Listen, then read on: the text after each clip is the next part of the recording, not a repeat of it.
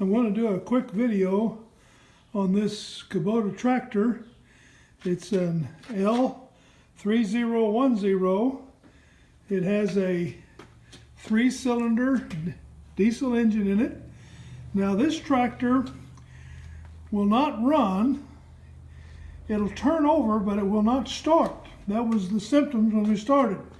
Now the fact that it'll turn over without starting means that all of the electrical interfaces, like for the PTO switch or the being in or out of gear, all of that is off, which means that there's no electrical disconnect in operation because it turns over. If you have any of those things not right, the engine will not turn over.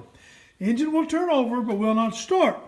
So that means a couple of things. It means, first of all, it could be out of fuel.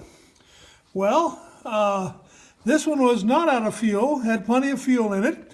And right down here at the bottom, right down here, you can see, I'll move the light down here, you can see the fuel filter, the bottom of it right there.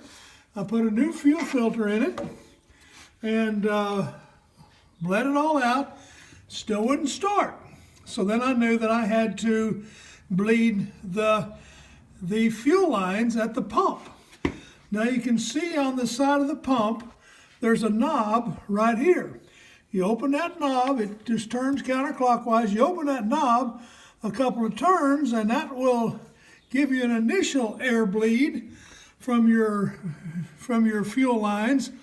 But to really get it going, I had to actually get a 17mm wrench and come up here and loosen, see the wrench on the nut, and actually loosen the nut on the line. I loosened the outside ones, this one, and I loosened this one over here, and then with a set of jumper cables on the battery, so I didn't run the battery down cranking it over, I started cranking the engine over with those lines open, and as you crank them over, it'll expel the air from the lines if you crack these nuts. So you don't take them all the way off, you just crack them open.